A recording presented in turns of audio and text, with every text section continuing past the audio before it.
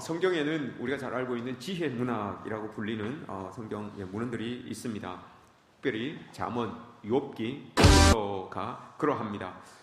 잠언에는 여러분 잠언이 가르치고 있는 지혜가 있고, 욥기에는 욥기가 드러내고 있는 지혜가 있습니다. 또한 전도서도 마찬가지로 전도서가 드러내고 있는 지혜가 있습니다. 각각 시적절한 때와 장소와 또 상황에 따라서 적용을 해야 됩니다. 오늘 특별히 전도서입니다. 여러분, 전도서는 어떤 때에 어느 상황에서 어떤 장소에서 우리가 적용을 해야 되냐, 여러분 잘 기억하셔야 됩니다. 이것을 통합해서 지혜의 전모를 드러낼 수 있는 그런 우리의 모습이 되어야 됩니다. 이게 따로따로가 아니라 이걸 다 통합해서 어떤 장소, 어떤 내용, 어떤 시간, 어떤 상황, 이곳에서 하나님께서 원하시는, 전도서를 통하여서 우리에게 원하시는 건 뭘까? 이걸 이제 통합해서 우리가 이 지혜로 받아들이고 살아가야 되는 거죠. 전도서는 우리가 때로는 그리스도인임에도 불구하고 여러분 허무함을 느낄 때가 있습니다. 공허함을 느낄 때가 있습니다. 그때 우리에게 주시는 지혜가 전도서에 들어있어요. 엘리야가 열왕기상 19장에서 엘리야가 큰 영적인 승리를 거두고 난 이후에 공허함에 빠졌던 것처럼, 그때 지혜서인 이 전도서가 우리에게 힘을 줄 수 있는, 용기를 줄 수 있는 그런 지혜서가 바로 전도서다라고 하는 거예요. 전도서의 핵심 단어가 여러분 뭐라고 생각하십니까? 전도서에 가장 많이 등장하는 단어인 것 같은데, 이걸 여러분 이 히브리어로 헤벨이라고 합니다. 헤벨, 헛되다, 무의미하다, 손에 잡히지 않는다. 단어로 설명하면 그런 거예요. 여러분, 헤벨이라고 하는 단어가 숨을 한번 후 내쉬고 숨을 한번 쑥 들으시고 하는 요 형용하는 요 단어, 이게 헤벨이에요. 전도서가 이야기하고 있는, 전도서의 지혜자가 이야기하고 있는 이 전도서, 우리의 삶이 그렇다는 거예요. 한번 숨 한번 쑥 내쉬고 숨 한번 쑥 들으시는 만큼의 길이, 만큼의 상황, 이게 우리의 인생이다라고 하는 거예요. 이걸 이야기를 하고 있습니다. 그래서 전도서 1장 2절 말씀을 보시면 이게 우리한테 이야기하잖아요. 하벨, 하발림, 아몰, 코헬렛, 하벨, 하발림, 하풀, 하벨. 이게 헛되고 헛되니 모든 것이 헛되도다, 이 말이에요. 이게 헤벨이에요. 한번 숨 쑥 내쉬고 한번 쑥 들어 마시는 그 순간, 그 인생, 그 우리의 삶이라고 하는 것을 이야기를 하고 있습니다. 산물로 따지면 여러분 안개, 아지랑이 같아요. 눈에 보이는 것 같지만 조금 있으면 없어지고, 또 내일 아침이 되면 또 이게 또 없었는데 또 이게 이렇게 어렴풋하게 또 생겨지고 하는 거, 이게 우리 인생이다라고 이렇게 전도자가 이야기를 하고 있습니다. 헛되다라고 하는 이 헤벨이라고 하는 것이 세 가지로 성경에서는 이 번역을 하고 있습니다. 우리가 알고 있는 것처럼 헛되다라고 하는 것, 이거 하나와, 두 번째로는 소용의 측면에서 봤을 때 무의미하다라고 하는 의미로 또 한 번 쓰여집니다. 그리고 또 하나는 부조리하다, 우리 인생이 참 부조리하네 라고 하는 그런 이 모습으로 해석이 됩니다.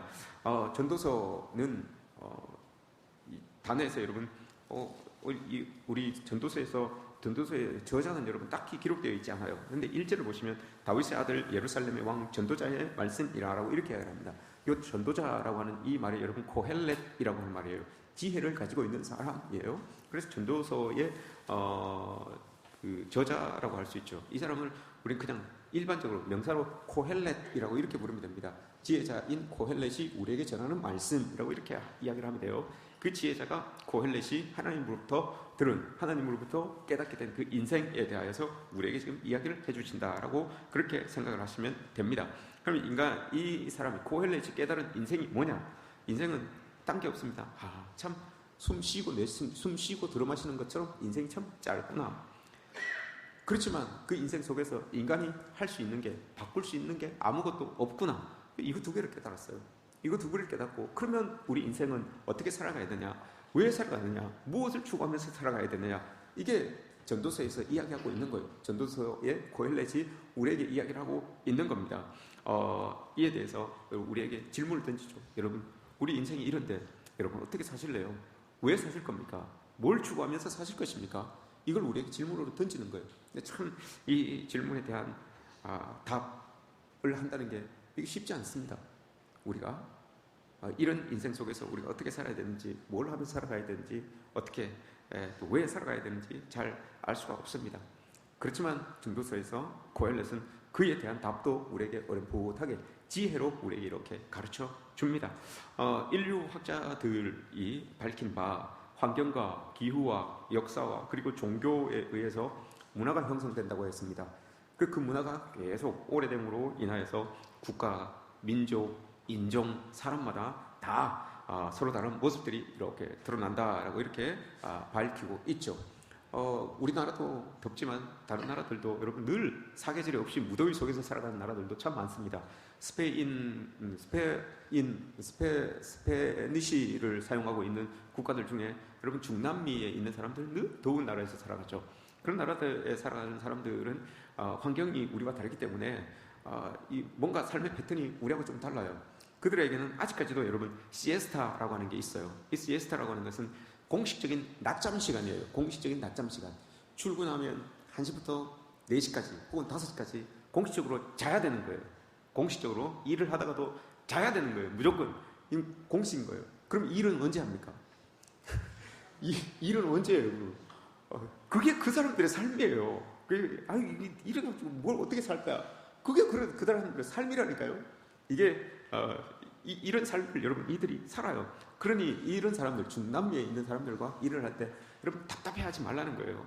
그런 사람들의 문화를 이해하고 삶을 이해하면 그 사람들이 저렇게 하는 게 삶의 방식이구나라는 것을 이해하는 거예요. 에드워드 홀이라고 하는 사람이 여러분 문화인류학자입니다. 이 사람이 문화를 넘어서라고 하는 책을 썼는데 국가별, 인종별 사람들의 특색을 이렇게 나타냈어요. 그 중에 여러분 중남미 사람들을 한번 보십시오. 중남미 사람들은 시간을 생각할 때, 시간을 이해할 때 다선적으로 이야기해요. 다선적이라는 말은 시간이 그냥 쭉 일자로 그냥 쭉 가는 게 아니라 가다 보면 여기도 저기도 막 이렇게 다른 일들이, 다른 상황들이, 사건들이 막 이렇게 생겨날 수 있다고 생각하는 거예요. 늘 그렇게 생각하는 거고 저맥락이고 현재지향적이다. 이걸 여러분 제가 설명을 해드리겠습니다. 쉽게 예를 들면 이런 거예요. 한 사람이 누구와 약속을 했어요. 약속 장소에 이제 12시에 약속을 해서 만나기로 했는데 가다가 한 사람은 먼저 와서 도착을 했고 한국 사람은 와서 도착을 해서 기다리고 있고 그 이제 약속을 한 중남미 사람이 오고 있어요. 오고 있는데 오다가 아는 사람을 턱 만난 거예요. 아는 사람을 턱 만났는데 그냥 인사만 하고 끝내는 게 아니라 그 사람과 여러저러 이야기를 하는 거예요. 여러저러 이야기를 하다가 그를 보내고 옵니다. 오다가 또 다른 사람을 또 만났어요. 그러면 어떤 일이 일어나서 그 일을 해결하기 위하여서 그 사람이 또 거기에다가 시간을 투자하고 막 이렇게 해요. 그러다 시간이 훌쩍 지나가지고 12시가 훌쩍 지났는데 그 장소에 온 거예요. 그 장소에 와서 그럼 그 장소에서 기다리고 있었던 한국 사람은 여러분 감정이 어떨까요? 심정이 어떨까요? 집에 안 갔으면 다행이죠. 그죠? 집에 안 갔으면 다행이에요. 막 화를 내고 왜 늦었냐 막 이렇게 할 거 아닙니까? 이걸 여러분 그 에드워드 홀이라고 하는 사람은 한국 사람들은 시간을 단선적으로 생각을 한다. 나와 약속을 했으면 그 약속을 지키기 위해서 단선적으로 아무것도 그 안에 개입되지 않아야 되는데 이게 이제 한국 사람들의 생각이라는 거예요. 근데 중남미 사람들은 그게 아니라는 거예요. 나와의 그런 어떤 약속한 사람과의 시간도 있지만 가다가 만나는 사람들과의 시간도 다 허용된다는 거예요. 그래서 그런 일들이 비일비재하다는 거죠. 거기에 대해서 비난하지도 아니하고 따져 묻지도 아니하고 화를 내지도 않는 거예요. 그래서 그런 일이 있었어? 그렇게 이해를 하는 거예요. 그렇게 이해를 하고 살아가는 거예요. 그러니 우리가 봤을 때 여러분 시에스타도 하죠. 1시부터 4시까지 잠자죠. 약속 시간도 잘 안 지키는 것 같죠. 뭐 오다가 이 일 있으면 이것 일 다 하고 저 일 있으면 저 일 다 하고 기다리는 사람은 도대체 뭡니까 그러면 그 사람도 그걸 이해하고 기다리고 있대요. 그러니 우리가 봤을 때 야 참 저 사람들 참 대책 없다 이렇게 생각할 수가 있다는 거죠. 참 대책 없이 사네 이렇게 생각할 수가 있다는 거죠. 그러나 반대로 중남미의 사람들이 우리를 볼 때에 시간이 단선적인 시간 안에 산다 그랬잖아요. 그러니 야 저 사람들 참 단선적으로 살다 보니까 너무 빡빡한 거예요. 삶이 너무 빡빡하고 여유가 없는 거예요. 저것만 위해서 살아가는 것처럼 보이니까 야 삶을 어떻게 저렇게 사나. 그들이 봤을 때 우리가 답답한 거예요.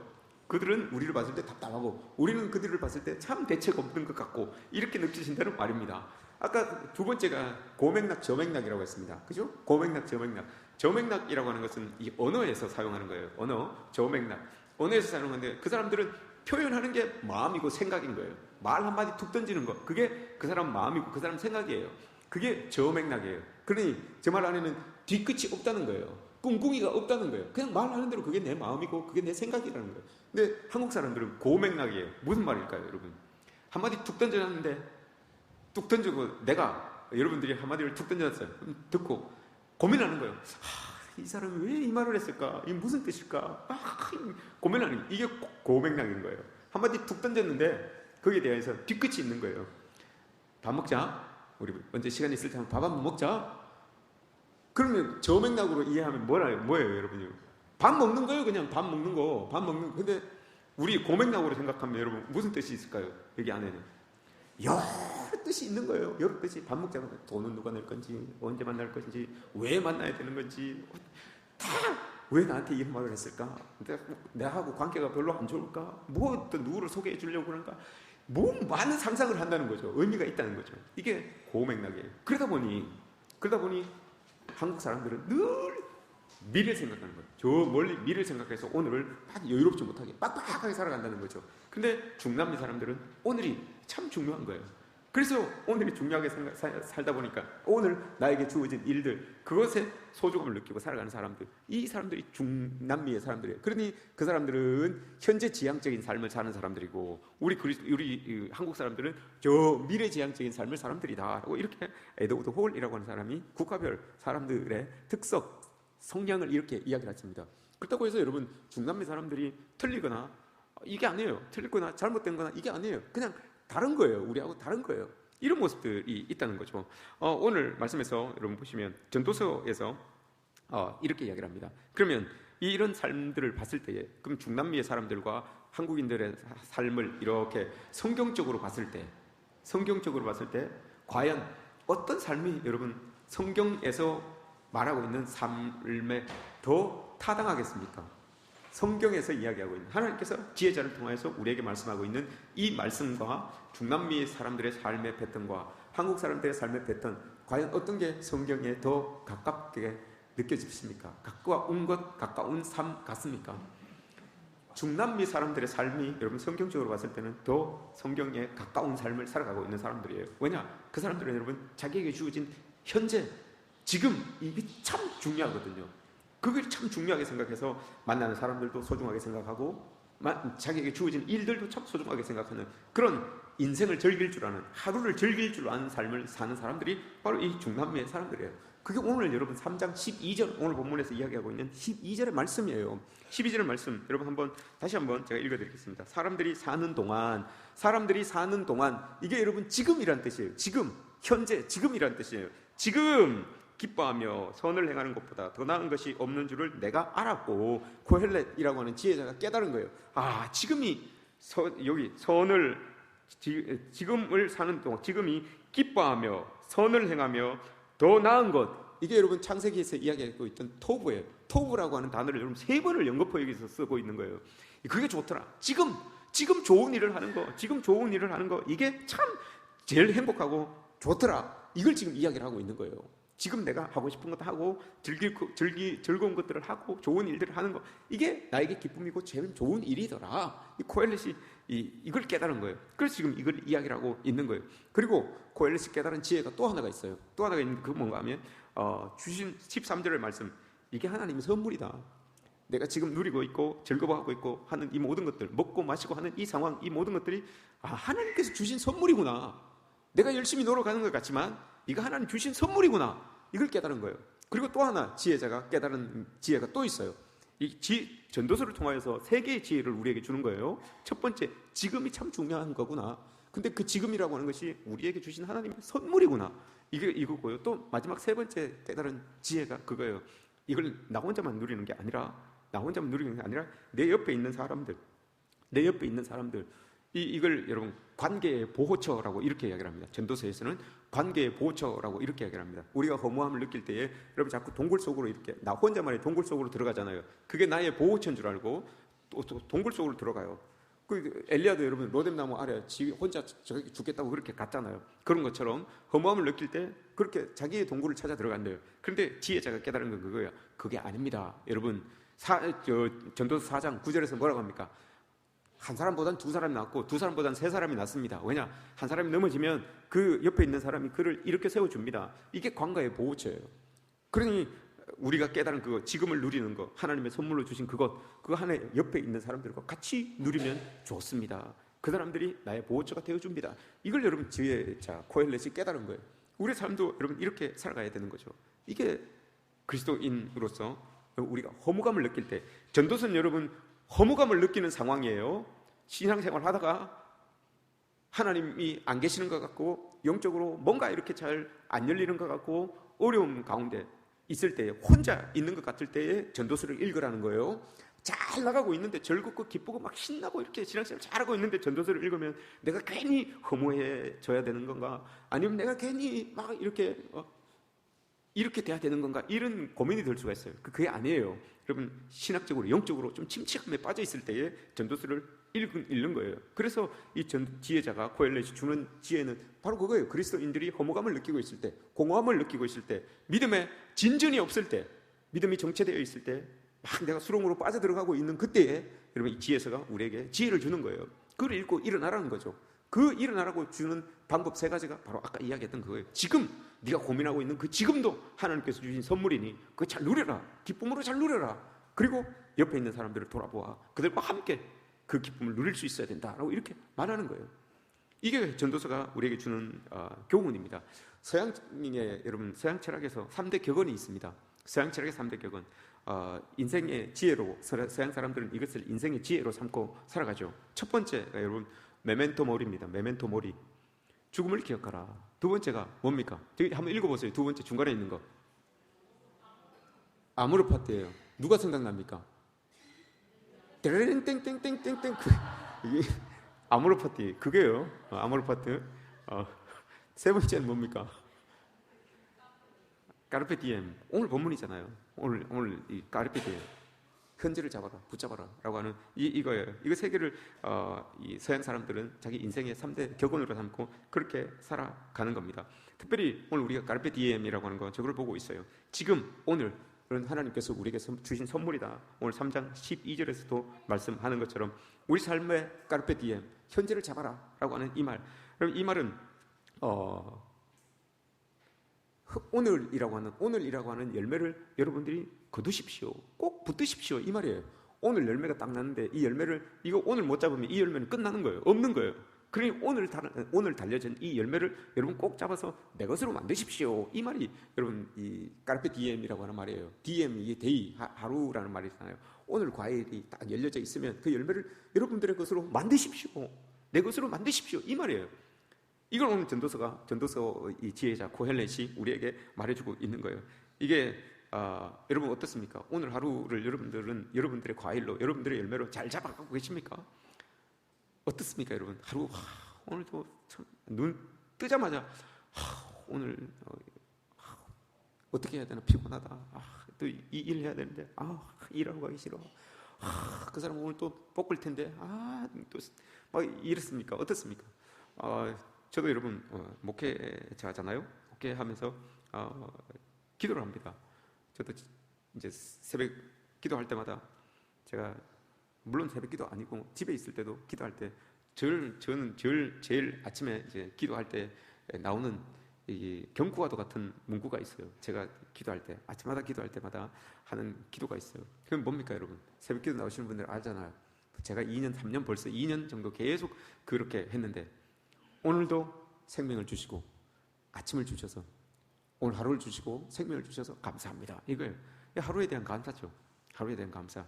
오늘 하나님 눈뜨게 하지 않으시고 숨을 거둬가셨으면 오늘 하루를 맞이하지 못했을 텐데 하나님은 오늘 하루를 주시고 또 생명을 주셔서 또 이렇게 하나님 앞에 하루를 살게 하시니 이게 감사합니다. 이게 여러분 하루를 붙잡는 거예요. 이게 까르페 디엠이에요. 여러분들은 어떻습니까? 하루를 시작하면서 까르페 디엠이 아니라 막 엉망진창 막 마음이 막 여러 갈래로 분산되어서 여러분 막 하루를 시작을 아픔으로 괴로움으로 여러분 그렇게 시작하지 않으십니까? 근데 오늘 말씀하시잖아요. 12절 말씀. 사람들이 사는 동안에 지금이 기뻐하고 좋고 선을 행하는 것보다 또 더 나은 것이 없다. 더 나은 것 좋고 지금이 얘들아 지금이 좋고 좋아 이렇게 말하고 있어요. 지금이. 그러니 오늘 주어진 그 열매들을 우리가 딱 손으로 딸 수 있는 그런 상황들이 돼야 되죠. 근데 여러분 분명히 전도서는 허무함 속에 있을 때에 우리가 이 말씀을 주신 것이라고 했어요. 그리스도인들도 여러분 삶을 살다 보면 이 허무함을 느낄 때가 참 많아요. 공허함을 느낄 때가 참 많습니다. 목회자도 여러분 마찬가지예요. 공허함을 느낄 때, 허무함을 느낄 때가 여러분 언제입니까? 우리가 정말 애쓰고 힘써서 어떤 일들을 해놨는데, 어떤 일들을 이루었는데 내 원하는 대로, 내 마음대로, 내가 뜻한 대로 잘 되지 않았어요. 그러다 보니 내 애씀이 여러분 아무것도 아닌 것 같아요. 내 힘씀이 여러분 아무것도 아닌 것 같아요. 이런 느낌을 받을 때가 여러분 있어요. 이런 감정이 들 때가 있어요. 오히려 반대로 큰 일을 이루었는데, 내가 원하는 일들을 딱 이루었는데, 그럼 그 이루어진 일들을 이렇게 바라보면서 느끼는 감정이 또 있습니다. 야, 이게 다인가? 이게 뭐라고 내가 이렇게 애쓰고 힘쓰고 뛰어왔을까? 여러분 동시에 드는 감정이에요. 허무감, 이런 게 들어요. 엘리야가 그랬던 거잖아요. 그 큰 일을 이루었는데 지나고 나니 야, 내가 뭔가 이런 감정이 툭 드는 거예요. 이때 여러분 이게 드는 감정이 허무감이에요. 공허함이에요. 이럴 때 여러분 우리에게 하나님께서 주신 이 말씀을 꼭 붙들고 하나님의 말씀을 의지하고 하나님의 말씀 덕에 새 힘을 얻기를 소망하는 심정으로 여러분 오늘 말씀을 이렇게 듣는 거죠. 말씀을 대하는 거예요. 미래가 불확실했고 또 내일이 불안했던 룻이라고 하는 여인을 우리가 잘 압니다. 유대인의 입장에서 봤을 때 이 여인은 이방인이라서 그럼 사람 취급을 받지 못합니다. 또 오늘날은 그렇지 않지만 그때 당시에는 그러면 사람 역할을 못한다라고 이렇게 사람들은 보고 있었어요. 왜냐? 남편이 없는 여인이었기 때문에 그래요. 오늘날은 그렇지 않아요. 상황을 여러분 그쪽 상황으로 보고 그때 옛날 상황으로 보고 말씀드리는 거예요. 그때는 여러분 남편이 없어서 결혼한 처녀로서 결혼하지 않은 여인은 모르겠지만 결혼을 했음에도 불구하고 남편이 먼저 죽어서 홀로 여인이 됐을 때에 사람들의 시각은, 사회적인 시선은 여러분 그랬던 거예요. 아, 사람 역할 못한다라고 이렇게 봤던 여인이에요. 근데 그 여인이 여러분 그렇게 삶을 살아, 사람들이 그렇게 바라보고 있는 상황 속에서 그 삶을 살아낸다는 건 여러분 이게 삶 자체가 괴로워요. 인생 자체가 여러분 허무해요. 내가 혼자 되고 싶어서 혼자 된 것도 아니고 내가 이렇게 살고 싶어서 이렇게 사는 것도 아닌데 사람들이 그 상황을 이해하지 못해주고 받아들여주지 못해주고 다 따가운 시선으로 그렇게 바라보고 있는 거예요. 그래 얼마나 괴롭고 힘들겠습니까? 그런데 그 여인이 여러분 그 시선 아랑곳하지 아니하고 오늘 주신 이 말씀처럼 하루를 자기에게 주어진 그 하루를 참 감사하면서 살았다는 거예요. 그 어려운 상황 속에서도 감사하면서 살았다는 거예요. 룻기 2장 10절을 보시면 자기가 밭에 가서 이삭을 줍습니다. 이삭 줍는 것은 여러분 그 자체가 비참함이라는 거예요. 이삭 줍고 있는 사람들 보면 아, 저 사람 참 비참한 삶을 사는 거 있구나. 누가 도와줄 사람도 아무도 없구나. 기댈 사람도 아무도 없구나. 이게 여러분 그 이삭 줍는 그 행위 속에서 나타나는 거예요. 사람들은 그걸 다 알고 있는 거예요. 그런 삶을 이 여인이 부끄러워하지 않아요. 비참해하지 않아요. 가서 이삭을 줍는데 뭐라고 하는가 하면 룻기 2장 10절에서 그 보아스라고 하는 주인에게 그렇게 이야기를 합니다. 당신이 내가 이방인임에도 불구하고 나에게 이런 은혜를 베풀어 주시니 참 어떻게 이렇게 나를 돌봐주십니까? 라고 이렇게 이야기를 해요. 은혜를 베풀어 주시니, 여러분 은혜를 베풀어 주는 게 뭐예요? 당신 여기 가서 이삭을 주우세요라고 하는 그 보아스의 마음도 있지만 이삭 줍는 그 자체가 하나님의 은혜라는 거예요. 이삭 자체가 나에게 주어진 그 하루 동안 이삭을 주울 수 있는 그 시간, 이게 하나님께서 주신 은혜라는 거예요. 그 은혜를 보아스를 통하여서 자기에게 주었다는 거예요. 이걸 룻이 고백을 하고 있어요. 그럼 참 그 어려운 상황 속에서 이삭 줍는 그 시간, 그 현재를 하나님 앞에 감사하는 그런 모습, 이게 룻의 마음이었어요. 그러니 하나님께서 여러분 보아스를 통하여서 여러분 하나님의 마음, 하나님의 사람을 통하여서 그를 돕게 하시고 그를 이렇게 세우시는 것 아닙니까? 이런 하루에 대한 감사가 있으니 그 마음을 여러분 더 드러낼 수 있도록 하나님께서 사용하시는 거예요. 이런 모습들이죠. 이게 여러분 기독교인의 신앙입니다. 하루를 사랑하는 그 기독교인의 신앙이에요. 이 하루가 모여야지 여러분 우리 인생이 되는 거예요. 오늘 하루가 없으면 내일이 없다니까요. 오늘 하루를 여러분 비워놓으면 우리 인생이 이어지지 않는 거예요.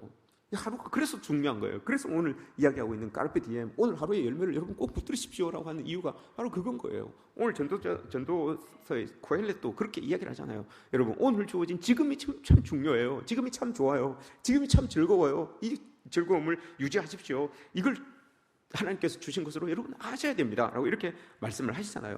이런 모습들이 여러분 우리에게 있어져야 되는 거죠. 그리고 오늘 이 룻이 이야기를 합니다. 룻이 그렇게 하나님 앞에 받은 그 은혜를 참 이렇게 감사하면서 이렇게 고백을 하잖아요.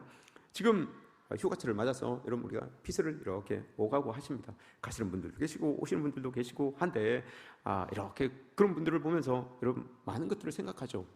근데 그 중에서도 중남미 사람들의 여러분 기질을 보면 그 사람들이 제일 소중하게 생각하는 게 있대요. 그들도 휴가를 보내겠죠. 그들도 휴가를 보내겠지만 우리도 마찬가지잖아요. 그들의 기질 중에 제일 소중하게 여기는 게 있대요. 그게 가족이래요. 가족. 자기 옆에 있는 사람, 가족을 제일 소중하게 생각을 한대요. 이게 여러분 오늘 말씀 속에서 한국 사람들은 내일을 소중하게 생각하는 미래지향적인 사람들이다 보니까 여러분 오늘 내 옆에 있는 사람들에게 사랑을 쏟지 못해요. 오늘 내 옆에 있는 사람들에게 관심을 잘 주지 못해요.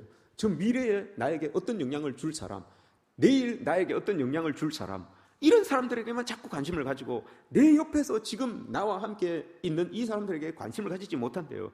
그 사람들에게 사랑을 주지 못한대요. 이게 한국 사람들의 기질이래요. 그리스도인들도 여러분 마찬가지예요. 한국인 그리스도인들도 마찬가지예요. 하나님께서 주신 그 사랑을 오늘 가지고 살아가야 되는데, 오늘 내 옆에 있는 사람들에게 베풀며 살아가야 되는데, 늘 미래를 생각하다 보니, 늘 내일을 생각하다 보니, 여러분 내일 나의 삶에 영향을 줄 수 있는 그 사람에게만 자꾸 관심을 가지는 거예요. 그 이름에 자꾸 관심을 쏟는 거예요. 그러다 보니 오늘 내 옆에 있는 사람에게 소홀해지는 거예요. 이걸 말하고 있는 거죠. 근데 룻은 여러분 그렇지 않았어요. 오늘 나에게 주어진 그 일, 여러분 지혜자가 세 번째로 준 지혜가 뭐라고 했습니까? 우리 삶을, 허무한 삶을 이겨낼 수 있는 세 번째 지혜가 뭐라고 했습니까? 전도서 4장 9절 10절 말씀. 한 사람보단 두 사람이 낫고 두 사람보단 세 사람이 낫다라고 이렇게 말하잖아요. 그 동무가 그를 넘어진 그 동무를 일으킬 것이다 라고 이렇게 이야기를 합니다. 그 동무가 넘어진 자를 일으켜 줄 것이다 라고. 그 동무가 여러분 누구겠습니까? 그 동무가 바로 내 옆에 있는 사람이에요. 가족이 될 수 있고 성도가 될 수 있고 내 옆에서 신앙생활하고 있는 그 사람이 될 수가 있는 거예요. 그게 동무예요. 그 사람을 우리에게 주셨어요. 그 사람을 가까이 하라는 거예요. 지금 현재 그 사람을 가까이 하고 사랑하라는 거예요. 그 사람이 여러분 나를 이렇게 세워주는 거예요. 지금 내가 넘어졌으면 나를 이렇게 세워주는 사람이 그 사람인 거예요. 내일 어떤 일을, 그게 아니라 오늘 내 옆에서 내가 넘어졌을 때 내 옆에 있는 그 사람이 나를 세워줄 것이니 그 사람을 관계의 보호처로 삼으라 라고 이렇게 말하는 거예요. 이게 오늘을 살아가는 지혜다는 거죠. 두 번째, 룻 말고도 또 한 명이 있습니다. 여러분 다윗이라고 하는 사람, 우리 잘 알잖아요. 이 다윗도 여러분 마찬가지입니다. 고난과 허무함 속에서 좌절하지 아니하고 하나님을 찬양했던 그 사람이 바로 다윗이에요. 여러분 다윗이 뭐가 제일 허무했을까요? 뭐가 제일 마음속에 괴로움이었을까요? 뭐가 제일 여러분 힘든 일이었을까요? 지혜자가 이야기하고 있는 가까이 두어야 될 사람, 지혜자가 말하고 있는 그 사람이 옆에 있으면 너를 이렇게 세워주실 것입니다 라고 했던 그 사람들이 여러분 배신을 한 거예요. 그 사람들이 오히려 나를 죽이려고 한 거예요. 아들 압살롬이 나를 죽이려고 쫓아왔죠. 아버지 장인 어른인 사울이 자기를 죽이려고 쫓아왔죠. 그렇게 신뢰했던 군대 장관들이, 총사령관들이 자기를 죽이려고 그렇게 하는 거예요. 내 옆에 두라고 이야기했던 그 사람들이 여러분 나를 죽이려고, 나를 괴롭게 하고 힘들게 만드는 그 장본인들로 변했던 거예요. 이게 다윗에게는 여러분 제일 힘든 거였어요. 이게 제일 괴로운 거예요.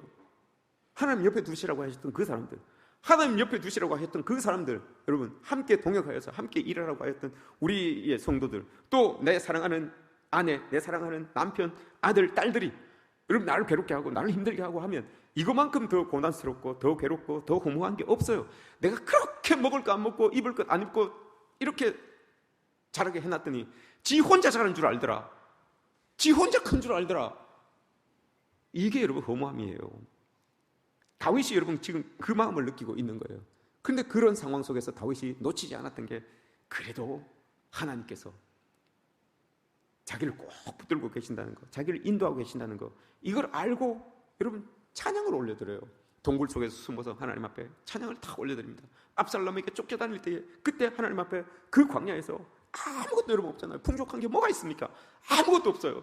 부족한 것밖에 없는 그 상황 속에서 다윗이 뭐라고 고백을 합니까? 여호와는 나의 목자시니 내게 부족함이 없습니다. 이렇게 말하잖아요. 온 천지 부족한 거예요. 환경도 부족하죠. 사람도 부족하죠. 먹는 것도 부족하죠. 마음의 평안도 부족하죠. 안전도 부족하죠. 모든 것들이 다 부족한 상황이에요. 그럼에도 불구하고 여호와는 나의 목자시니 내게 부족함이 없습니다. 내가 현실적으로는 이렇게 부족하지만 하나님이 나를 꼭 붙들고, 오늘 지금 하나님이 나를 붙들고 계시니 내가 부족함이 없습니다 라고 이렇게 고백을 하는 거예요. 여러분 우리 삶이 그렇잖아요. 현재의 부족함이 왜 없겠습니까? 그리스도인으로서 여러분 현재의 우리의 어려움이 왜 없겠습니까? 그럼에도 불구하고 여러분 하나님께서 지금 나를 붙들어 주시고 이끌어 주신다는 그 믿음이 있다면 여러분 우리도 룻처럼 다윗처럼 감사하고 찬양하는 오늘을 그렇게 감사하고 찬양하는 삶을 살아갈 수가 있어요. 감사하고 찬양하는 것이 여러분 이게 쉬운 줄 압니까? 어려운 이런 상황 속에서 여러분 감사하고 찬양한다는 게 이게 쉬운 줄 압니까? 이게 될 수 있는 근거는 하나님께서 나를 인도하시고 도와주시고 함께 하신다고 하는 이 믿음의 확신이 있어야지만 이 어려운 상황 속에서 여러분 감사하고 찬양할 수 있는 거예요. 룻이 그랬고 다윗이 그랬어요. 우리도 그러하기를 축복합니다. 고난이 힘든 상황 속에 어려운 고통 속에 있지만 그래도 하나님이 함께 하시고 도우시고 이끌어 주신다, 일으켜 세우신다는 그 믿음의 확신이 있을 때 여러분 하나님은 우리로 찬양하고 감사하게끔 만듭니다. 믿으십니까? 이런 은혜가 여러분들 모두에게 있으시기를 주님의 이름으로 축복합니다. 남미 사람들이 많이 사용하는 관용구 중에 여러분 이런 말이 있다고 합니다. Si Dios quiere. 오늘 중남미 사람들 이야기를 많이 하는데 Si Dios quiere, 만일 하나님께서 원하시면 이라고 하는 뜻이라고 합니다. 하나님께서 원하시면 이라고 하는 말입니다. 이게 그냥 단선적으로 생각하기에는 하나님께서 원하시면 이라고 하는 이 말인데 이게 중남미 사람들의 인사예요. 아버지가 아들에게 건네는 인사, 엄마가 딸에게 건네는 인사, 남편, 아내가 서로 건네는 인사예요. 이게 무슨 뜻을 가지고 있는가 하면 걱정 마. 야, 하나님께서 내일 도우실 거야. 걱정 마. 하나님께서 내일 도와주실 거야. 그러니 오늘 인상 펴 이 말이에요. 오늘 너무 걱정하지 마. 오늘 너무 괴로워하지 마. 하나님 내일 우리 눈 딱 뜨면 하나님께서 다 해결해 놓으시고 도우실 거야. 이게 Si Dios quiere 라고 하는 뜻이에요. 오늘 막 괴로워하고 힘들어하는 그 모습을 볼 때 얼마나 여러분 안타깝고 힘들겠습니까? 그래서 하는 말이에요. 야, Si Dios quiere. 야, 하나님 내일 우리 눈 뜨면 우리 고민하고 걱정했던 거 다 하나님께서 다 해결해 놓으셨을 거야. 그럼 걱정하지 마. 오늘 그 마음 털털 비워내. 인상 펴 이 말이에요. 여러분 인상 펴십시오. 괴로워서 힘들어서 더워서 짜증나서 여러분 인상 펴십시오. Si Dios quiere. 여러분 하나님께서 내일 우리가 눈 딱 뜨면 우리가 고민하고 걱정하고 괴로워했던 모든 것들 하나님 뜻대로 계획대로 여러분 쫙 펼쳐가실 것입니다. 이 믿음 가지고 여러분 우리 살아가는 것 아니겠습니까? 이게 까르페 디엠이에요. 오늘 우리에게 주어진 그 달디단 그 열매를 여러분 꼭 잡고 여러분 누리십시오. 이게 하나님께서 우리에게 원하는 모습입니다. 성경 한 구절 읽고 여러분 마치도록 하겠습니다. 마태복음 6장입니다. 마태복음 6장 다 찾으십시오. 마태복음 6장 30절, 31절, 32절 말씀입니다. 마태복음 6장입니다. 마태복음 6장 30절, 31절, 32절입니다. 다 찾으셨습니까? 예, 화면 못 찾으셨습니다. 화면 보십시오. 우리 함께 읽겠습니다. 큰 소리로 우리 한번 읽어봅시다. 함께 읽습니다. 오늘 있다가 내일 아궁이에 던져지는 들풀도 하나님이 이렇게 입히시거든. 하물며 너희일까 보냐 믿음이 작은 자들아. 그러므로 염려하여 이르기를 무엇을 먹을까 무엇을 마실까 무엇을 입을까 하지 말라. 이는 다 이방인들이 구하는 것이라. 너희 하늘 아버지께서 이 모든 것이 너희에게 있어야 할 줄을 아시느니라. 아멘. 8월 한 달 여러분 나를 인도하시는 하나님, 또 우리 교회를 인도하시는 그 하나님께 감사하며 찬양을 올려드릴 수 있는 여러분들 모두가 되시기를 주님의 이름으로 축복합니다.